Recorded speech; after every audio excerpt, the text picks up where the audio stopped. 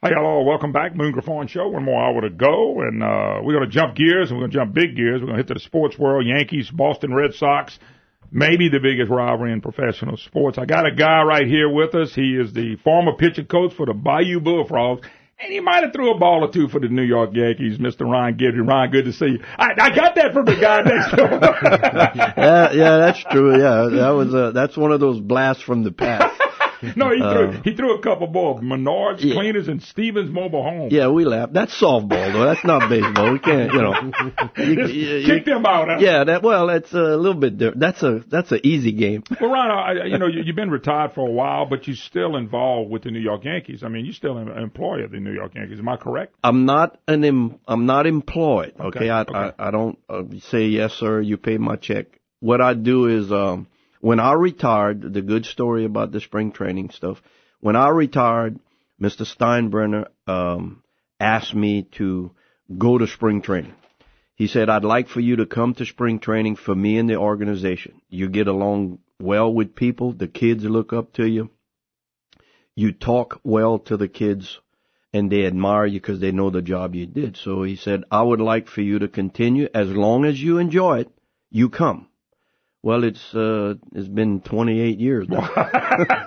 Somebody's still having fun, all right? Somebody, yeah. But you keep telling yourself, okay, look, you're going to have to make a decision one of these days, to look at staying home because you're getting old. Well, I appreciate you taking a few minutes with us. I knew you had, I didn't know how the employee thing worked, but so you still do it. You still enjoy that, though, because if you didn't, you wouldn't go. Yeah, you enjoy it. You get to see all of the young stars that are there today. You've seen them come up. You've seen them when they were nothing, and then you watch them work and you watch them grow, and then all of a sudden you watch them become superstars. When I started going, it was 1990. They were rebuilding. There wasn't, all of that. There wasn't that core group of players yet, okay? Mm-hmm. They were coming into the organization. But by 93, 94, when I'd go to spring training, I'm looking at Bernie Williams, Derek Jeter, Jorge Posada, I'm Andy Pettit. I'm looking at the kids in 2 or 3 years that are going to do something, wonderful, and Mariano Rivera. So, you're looking at that core group and you're going, wow, I never... Those guys won 4 or 5. They won a bunch of championships. That group won. At least won 4. Well, they won 96, 8, 9, 2000, and they won again in 09. So they won. They won group 5. Base won 5. Wow. And they lost 2 or 3. But when you saw them like that, I mean, did you think of World Series? You thought about just great players? Oh no, okay. You're going like, if they all go. Because that doesn't mean that because you have the ability, that doesn't mean you're going anywhere. I know. You have to take that ability and refine it. When you're given a chance to perform, you have to perform. But you have to perform at such a high level.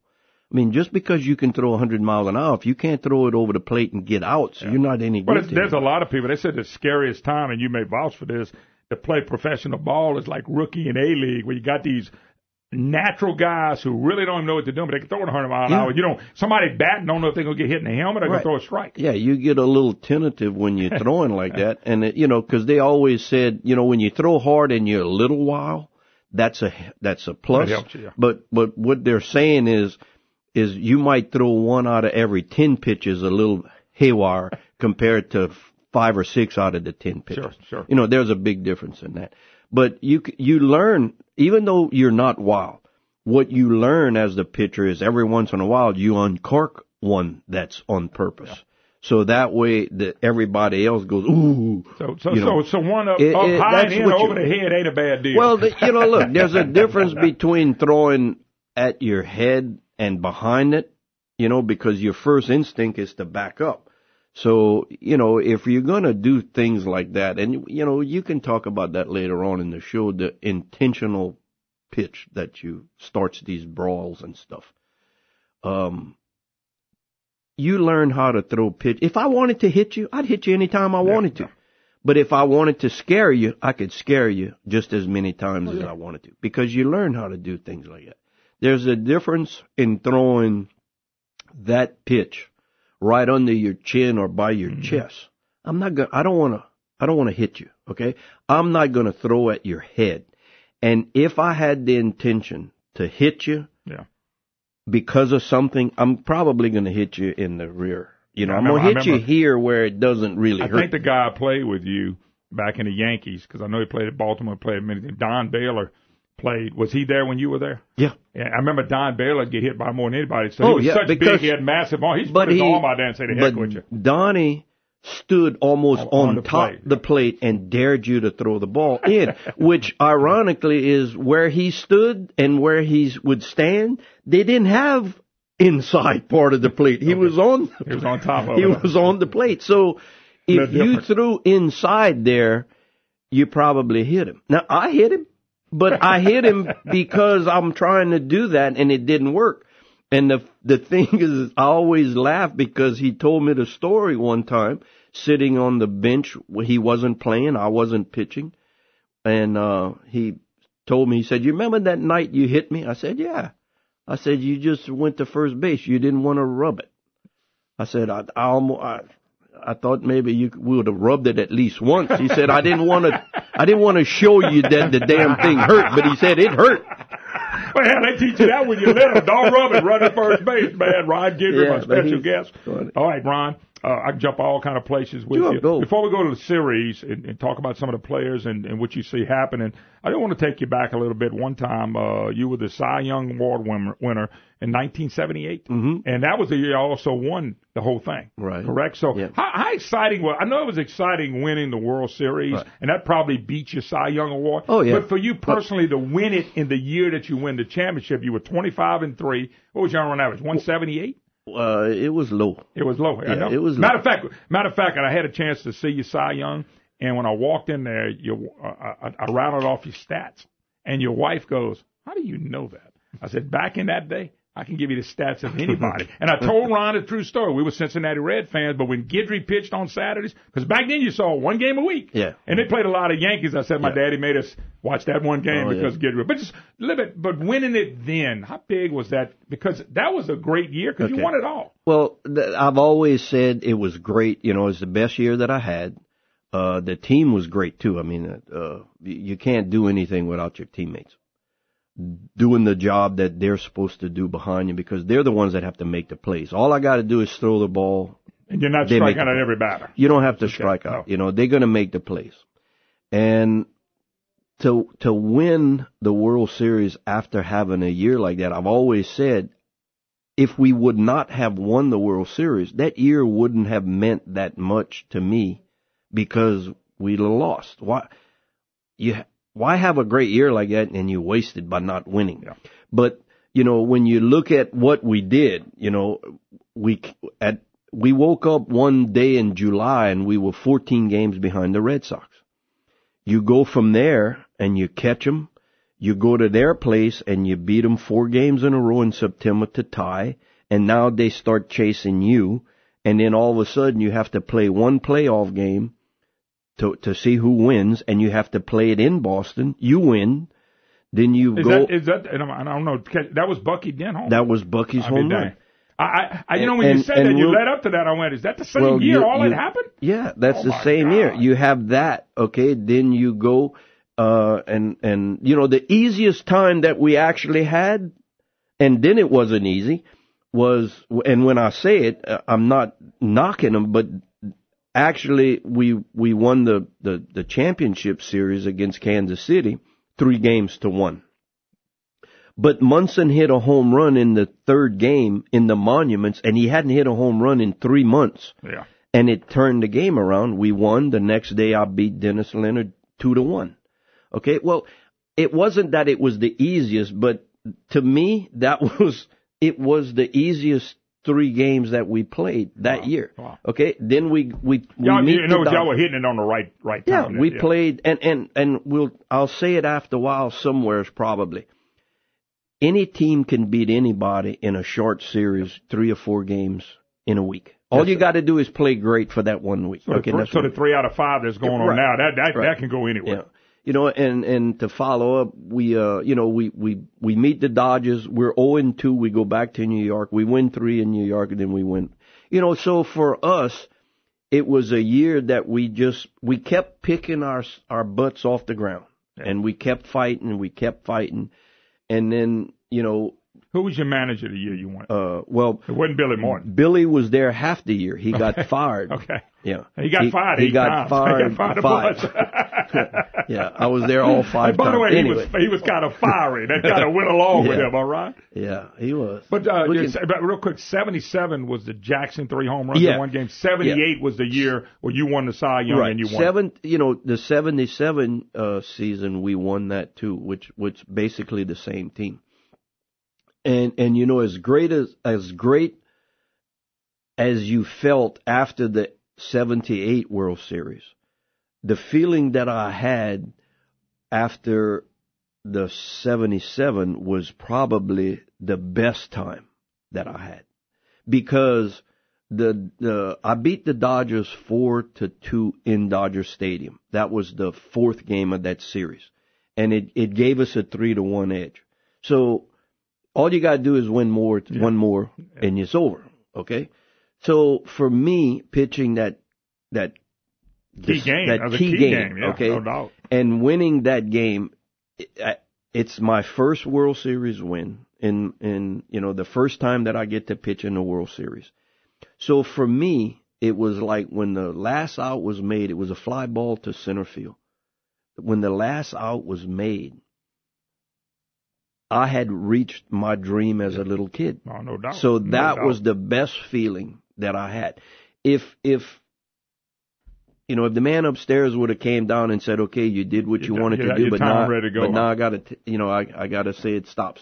Yeah. I'd have been happy, because that's what I had set out to do as a little kid. Ron Guidry, the story of his when he played. We'll get back. We'll talk a little bit about the series. 3 out of 5. It's 1-1 right now. Yankees got it last night. Talk a little bit about the love-hate of the Yankees and the Red Sox. He's played in them. He's been there. He's done it. We'll talk to Ron Guidry, of course, a Yankee great. He was a Ragin' Cajun great as well. So we'll take a break. Be right back. You're listening to the Moon Griffon Show. Don't forget, he also was a great pitching coach for the Bayou Bullfrogs. We'll be right back. Hi, y'all. Welcome back. Moon Griffon Show. Jump gears. We're talking baseball with Yankee great Ron Guidry, and we're talking about Red Sox and Yankees. If you follow baseball at all, you know who Ron is, but number 2, you really know the Yankees and the Red Sox. Ron, and I asked this question off the air, a tough series. I'm sure you're following everything that goes on, but I'm going to jump gears with you just a little bit. Do the Yankees and Red Sox players really hate each other, or is it really the fan base that hate each other, or is it both? It's a lot to both. But I think the two cities hate each other more than the players hate each other. What we do is it's still the game to us. Okay, so we both try to win for our cities. Sure. Okay, I mean, we play there. Our fans back us. So we're doing the best that we can for our fans. And over the years of playing, it's Boston and New York that are mostly always at the forefront. So it's like bragging rights and everything else. And it's more for the fans, I think. They take it more personally than we take. Look, all we can do is go out there and try to do the best job as players we can to help our team win. Sometimes it works, sometimes it doesn't. But I think it's the fans that... Well, let me ask you a question. You are a lifetime Yankee. I'm sure you hate the Red Sox. But somebody like Roger Clemens, and you can probably name some more, you and Babe Ruth, that played with the Red Sox and then with the Yankees or vice versa, I wonder what their feeling is, because they went from one to the other. I'm sure with you, I was friends with him over here, I'm friends with him over there. Right. I never asked guys who had played for both, well, what do you do when you get stuck in that? Because I only wore one uniform, so for me, it was okay. But you remember, and what's instilled in you is a lot of the animosity that there are between the two cities and stuff. I can tell you a quick story to let you know how it starts. Go ahead. Because you wear that uniform, okay, one or the other, and you go into the other town, that's That's how it starts. Because when I was a rookie in 1975, Boston was probably like the third road trip I made after being called up. And I remember the first day walking across the field, going to the bullpen. In Boston. In Boston, in Fenway Park.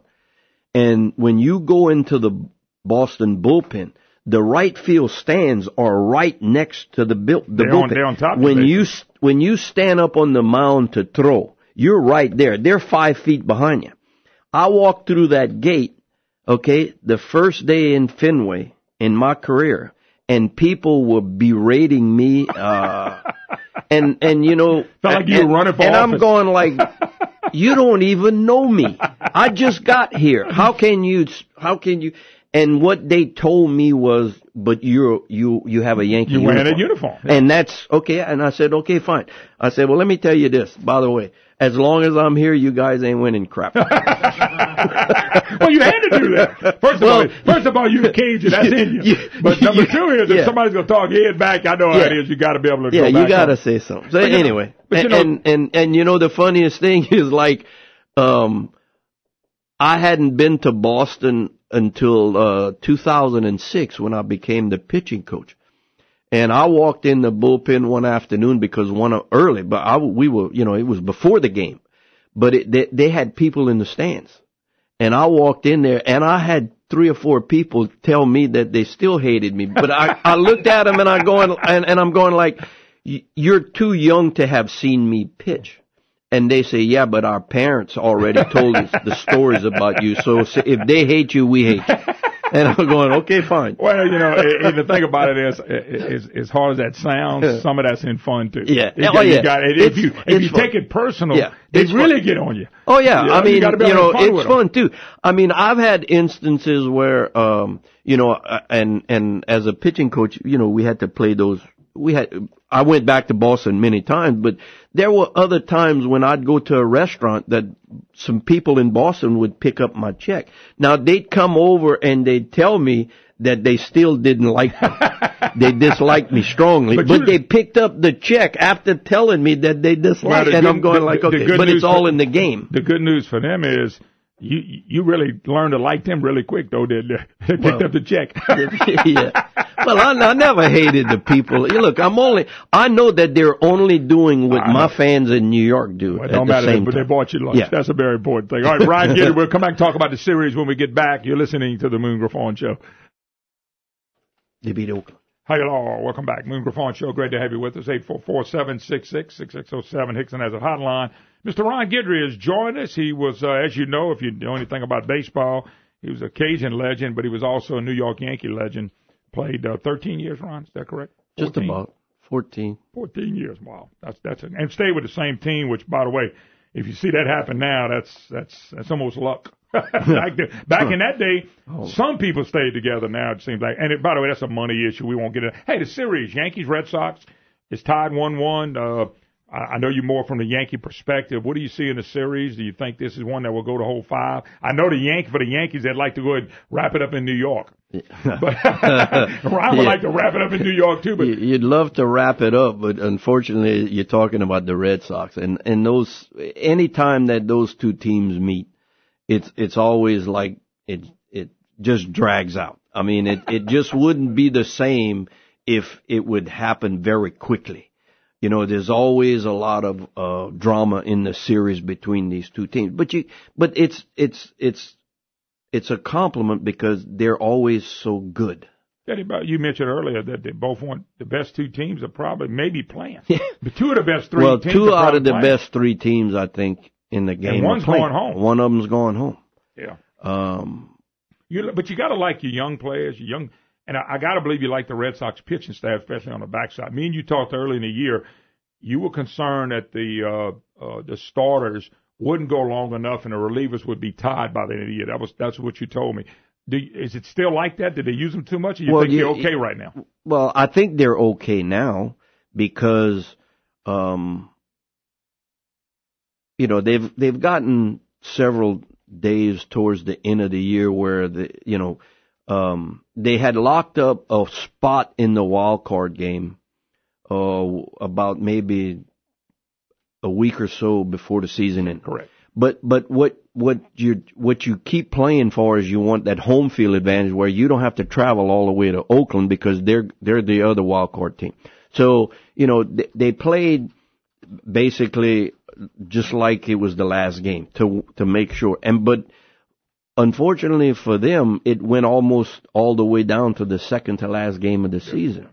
So, you know, they worked pretty much, but then you started to get some rest. And but when you expand a 40-man roster, that probably helped them some. That helped them a lot. Okay, you know, that helped them a lot. So whereas they were used a lot in July and August, when September comes, you get those young kids. You start. Okay, so now you're only going to be throwing your guys basically when you're winning a game.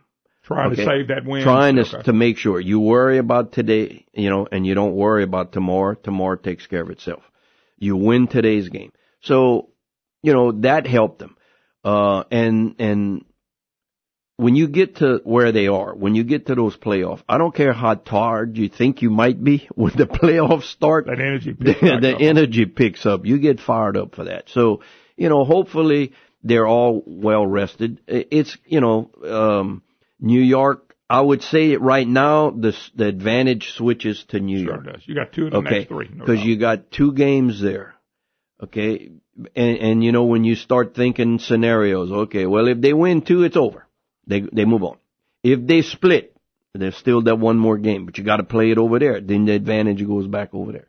And of course, if you lose 2, you're gone. Well, you know, okay, let's say they come back and they split. You got a 5th game, which is like a 7th game. You've pitched in those. You've been around those. How hard are those to win on the road? They're hard to win on the road. They're hard to win anyway, but they're on the road, hard to win hard. Anywhere. You know, okay, but it's harder to win over there because of you know, when I say that the home field advantage switches.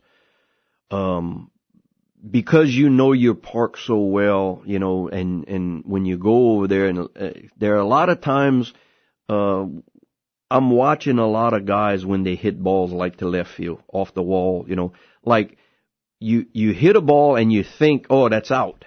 Okay. It might go out in other parks, but where do you hit the ball? Okay. There's a lot of guys that take off running because they think they hit it out, but it's not going to go out. It either hits right on top of the wall and it bounces, and all of a sudden, instead of getting a double because you didn't run, you're at first base. Now it doesn't sound like a lot of a mistake, but it is. Yeah, but a couple of them a game cost you a run, and it could cost you a run. Now you're on first and the ball is hit, okay, but instead of taking off, if it goes out, it goes out. All you got to do is slow down. Okay, but the thing is, if the ball hits off the wall, you should be at least third or you score from first. But a lot of guys, all of a sudden, they're not sure and they only wind up going to second base. I've seen it. But is this something a manager and players talk about? Well, they don't talk about before the game. Hey, look, if you're on Friday, I mean, it seems like something they would go over. I'm just curious. I don't ever recall having meetings and going through stuff like that. I mean, we just knew. But the way that the game is played today is a little bit different. Okay? And when you look at the 2 teams, Boston is a team that hits the ball, moves, runs, steals. No doubt. Okay, New York is not like that. New York is power laden. It's you know, they set a record of all the home runs this year. So most of their I know half their runs probably do the home runs. Yeah. And so far in the series, most of their runs are due home runs. But Judge hit 3. So, okay, so, you know, you're looking at, okay, if you're talking about going to a 5th game, the only problem is you're probably going to be facing a guy like Sale. Chris Sale, he's good. And he doesn't give up a lot of home runs. So unless you manufacture and you don't know how to manufacture, you might not win that game. By the way, that's one of the things you look at. With but you gotta like the Yankees not only for now, for the future. Y'all young. Y'all really young. Well, I think we probably have one of the youngest teams in baseball, and they're not just young; they're young and they're producing. Oh, no, they can play. You know, so that's like, well, you know, I thought that I'd never really see as many young guys doing as well. Okay, but now you got to remember it's not like the core players in the 90s and 2000s that we talked about, Jeter, Mo, and Posada, Pettit, and Bernie Williams. Okay, those guys came up through the minor leagues. Okay, we got a couple of those young kids in trades. Okay, so they're not homegrown products. So you can't say core guys. You can talk about a unity, but they're not like the core players that we had because they were all from Yankees. Torres, the little second baseman, he comes over in the Andrew Miller trade. Okay, so Stanton came over. Right, Stanton came over. Okay, you got Walker. You got I can't pronounce his name. Not Andujar, the other little kid that they got to back up when Didi got hurt. It's a heck of a Ria, something like, I don't remember. He's a great player, but you know, we have a lot of young players, but they're from. How does that affect in a series like this when Boston's not old? I know Boston's not old, no. But Boston has more experienced players. They have more experience. Does that really matter in a playoff? Sure. Well, because announcers say they do, but do you really think that matters? It matters because when you have as much experience as they have, then you forget where you are. You don't let the crowd get to you. You make the routine plays. You've been there, done that. You've been there, done that. So you probably have gone through everything you need to know. You've seen Andujar make a couple of bad plays. Okay. He's young. It's his first year. Okay. Sometimes he makes a great play, but he jumps up. He's too much in a hurry and he makes a bad throw. Okay.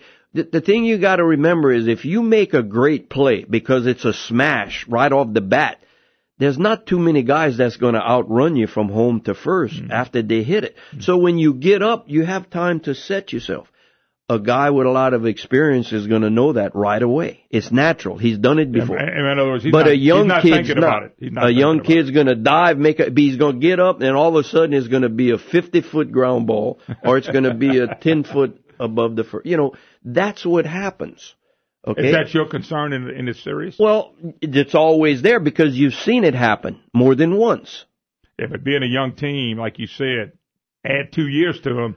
Okay, but now that's the disadvantage right now. But if you and I are talking in 2 or 3 more years, you're probably going to be talking about Gold Glove players, all-stars. That would be okay. You see, that's what happened. They're going to learn because they're going to work. You know, the best thing you said about us doing this in 2 or 3 years that we both still living. Well, hope. Ron Guidry, when we get back, one more segment with Mr. Guidry. We'll be right back. How y'all are? Welcome back. Moon Griffon Show, Ron Guidry, my special guest. First of all, thanks, Ron, for being part of the program. If you got a question, y'all, we'll squeeze some in real quick. 844-766-6607. Hickson has that hotline. You're welcome to call, Brian. We've been sitting over here talking, so we haven't paid attention to the phones. But if you want to call him, Brian, here's something from me.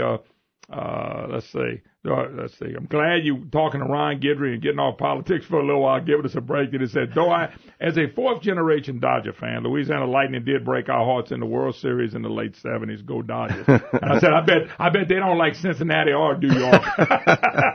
Because they had really good teams back then. Yeah, they would have won more championships. Yeah, well, you know, I've always said, you know, I had to pitch against Boston's lineup a lot more than I had to pitch against the Dodgers.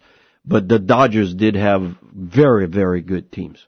You know, we were fortunate that we beat them those couple of years. They did beat us in 81, but, you know, because of Cincinnati, because of us, you know, they weren't noted as, you know, they weren't put on a pedestal as much as they should have been because their teams were so good. They had great teams. Yeah. They would have won more championships, but they had the Reds and then the Yankees. And then so you get through the Reds finally, and then you go, oh, good, great, we play the Yankees now. Yeah. So that was kind of a tough. You know, one of the funniest things too that I say, it's not well known fact, but when I got drafted in 71 by the Yankees, the Dodgers were the next choice after, and my name was on the list. So, wow. That wouldn't have been a bad place to play. Well, you know. Well, you're a New York guy now, I understand it, but that would not have been a bad place. All right, let's go to the phone lines. Mickey, West Monroe, question or comment for Mr. Ron Guidry.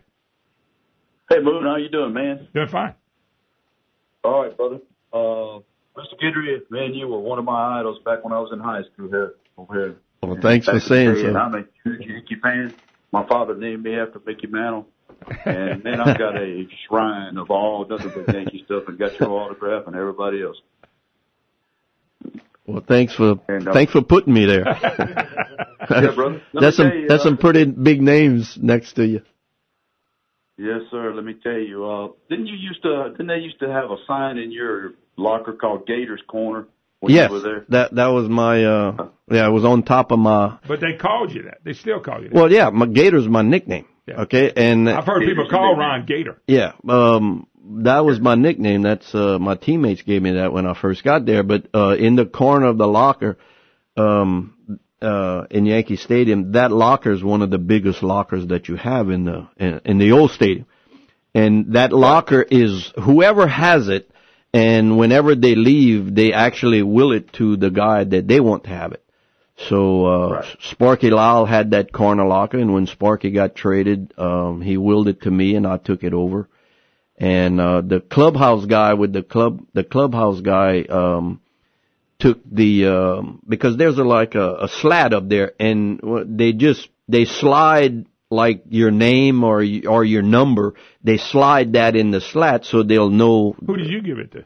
I gave it to Dave Rigetti when I left. But anyway, he came up one day and he put that sign in there, so I walked in and I never noticed. I very seldom ever looked up there. And he kind of laughed at me. He said, "Check your locker and check your nameplate." So I looked up there and it had Gator's Corner. So when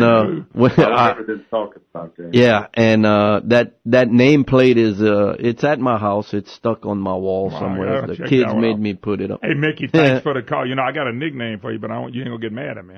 You invited me over one day to eat. I was gonna nickname you Frog. Yeah, okay. Yeah. Rod's going, I'd rather have Gator. Let's go I'd rather have Gator. Let's go to Nick. Nick in Lafayette. Question or comment from Ron Guidry. Man, this is some great banter this morning. This is a great break from the politics.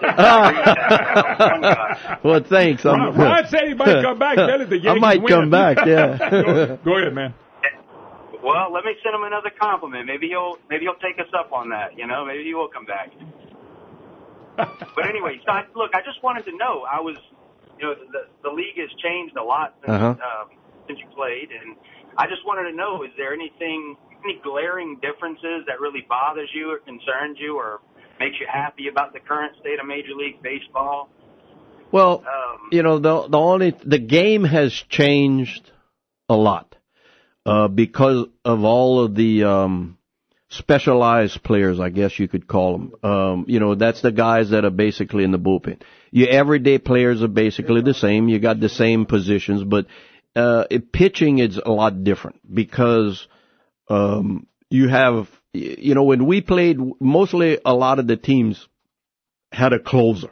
But we didn't have all of the other terminology. Middle relief. You got a middle relief guy, you got a long guy and a short guy. Then you have the setup guy, and now you even have a setup to the setup guy to get to the closer. So because what happens today is when you watch the game, most starting pitchers, their goals are 5 or 6 innings, and then it's the bullpen. So what was y'all's go 7, 8? And well, in the bullpen, I didn't trust guys in the bullpen when we laugh about that all the time. But that's how the game was at the time. Yeah. You were a starter because the relievers were good pitchers, but they couldn't crack the starting rotation, so you got stuck in the bullpen. Yeah. So you only pitch when the starters faltered. Yeah. And our job was, okay, well, we're in there for 7, 8 innings because if we're winning the game, the only guy that comes in after you is the closer, and that's it. So, that's how it's changed a lot. Whether, I don't particularly like a lot of the things that go on, but I know that it has to change because of everything else that's changed. No doubt. You would like to see the starters go a little bit longer, because that means your bullpen might be rested, but the way that they coach and the way that you play is, you win today and you worry about tomorrow. Yeah. One of the big changes, you're going to agree with me 100%. Money. Well, I'm sure that has a lot to do. Big changes in money. I'm sure, you can't throw that out the window. Let's go to Bob and Lafayette. Question or comment for Gator, Ron Guidry. Real quick, thank you, Ron, for being on the show. Who was the toughest lineup? George Brett. Top to bottom. The toughest lineup? Yes, sir. Are you the toughest hitter? Because I answered it. That's one of the most frequently asked questions for me is who was your toughest out? That was always George Brett. But the team, it was Boston. Boston from 1 to 9 had the toughest lineup I ever had to pitch. Now, the Dodgers had a great lineup too. But you never pitched against the Reds at the time. I never pitched against the Reds, so I can't, No, nobody said, but who you pitched? Yeah, when I pitched, it was against Boston because I had to pitch against them so many times. And, I did well against them, and they beat you sometimes. But that's every other team does the same. I beat every team that they had, okay, but I also lost to every team that they had. That's how the game is. But I was going to ask you, what was your record against the Red Sox? It was a lot better than most people think. Look, he gave you the answer. Now, what you run with on that, that's your business. Well, good for you, Ron. I don't know, but I think I beat them more than they beat me. All right, Bob. Bob, thanks for the call. Appreciate that. That's funny. But no, I know you know Ben Sheets. You know Ben Sheets. Ben told me at the time I asked the same question. Everybody wants to know that. So I'm talking to Sheets one time. I said, Ben, who's the toughest guy you ever got out? He said, Barry Bonds. Oh, yeah. He said, because back in the day, Bonds could really I'm talking before steroids, he could hit. That's what I don't understand about it. But Barry Bonds just was a tough out. A guy like George Brett, George is a lifetime 330 hitter. Yeah. I mean, think about lifetime. Where did you hate like with Sheets, he always said he hated to go to Coors Field in Colorado, but it wasn't a Colorado when you were playing. No. Because the balls jump out. Yeah. Where was the toughest place? The toughest place was Milwaukee. Yeah. They had a small park back then. They had a fairly small park. The ball jumped out of there. But it was like I never had great success overall over there. Now, I'd beat Milwaukee when they'd come to Yankee Stadium frequently, often. Let's do this, Ron, for the people. If we get a chance to get you back soon, we'll get you back. And I tell you what I do with the audience. I open up the phone lines, let you people talk to Ron Guidry. So let's do it again soon. Okay, well, good. I'd love to come back. All right. Ron Guidry, God bless. Thank you, brother. You're welcome. That's right, brother. Bullfrog. The Bayou Bullfrogs. No, my pitching coach with the Bayou Bullfrogs. See, that's why he fed me frog legs. I could call you that. God bless. See you tomorrow, folks.